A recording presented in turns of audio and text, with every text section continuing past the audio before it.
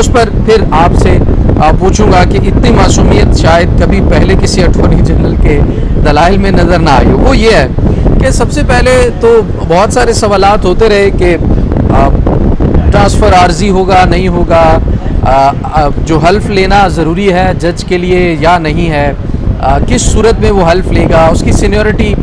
पिछले high court जिससे वो ट्रांसफ़र होकर नए हाई कोर्ट में आता है वहाँ पर बरकरार रहेगी नहीं रहेगी, इन तमाम चीज़ों के ऊपर बात होती रही। लेकिन एक बड़ी दिलचस्प बात हुई,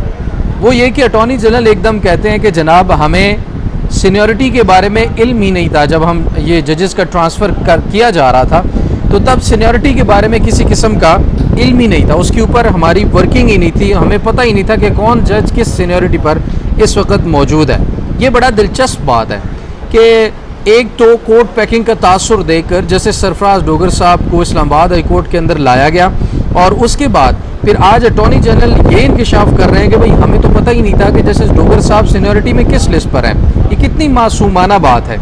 यानी कि अटॉर्नी जनरल मंसूर अवान साहब ने यह बताया कि जजेस सीनियरिटी केस की जो समाअत थी उसके दौरान कि इस्लामाबाद हाई कोर्ट में जजेस तबादले के वक्त सीनियरिटी का नुक्ता जहन में था ही नहीं।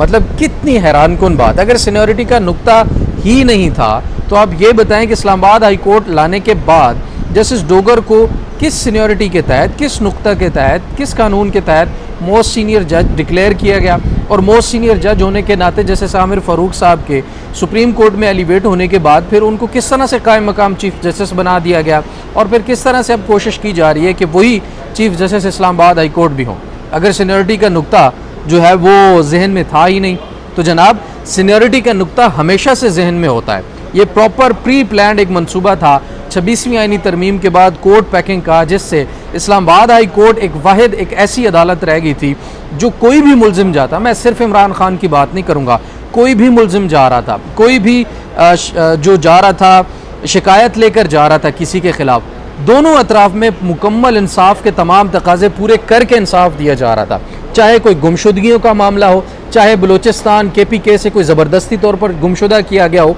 अगर उसका केस भी इस्लामाबाद हाई कोर्ट में जाता था तो बेहतरीन तरीके से उसको वहाँ से इंसाफ भी मिलता था, उसको रिलीफ भी मिलता था और कानून और आइन के मुताबिक उसको ट्रीट भी किया जाता था। लेकिन अब क्या हुआ है कि जिस तरह से अब कोर्ट पैकिंग की गई है, अब ना तो गुमशुदगियों वाले मामले के ऊपर कोई बात हो रही है क्योंकि गुमशुदा कौन करता है ये भी अवाम को पता है, कोर्ट पैकिंग कौन करता है ये भी अवाम को पता है, और अब इस्लामाबाद हाई कोर्ट किन को सर्व कर रहा है ये भी अवाम अच्छी तरह से जानती है। 6 जजेस के ख़त के बाद इस्लामाबाद हाई कोर्ट को अच्छी तरह से मैनेज करना ज़रूरी था, जो कि इस वक्त 26वीं आईनी तरमीम के बाद मैनेज कर लिया गया है। तो ये बड़ा मेरे लिए हैरानकुन था कि अटॉर्नी जनरल को यही ना पता हो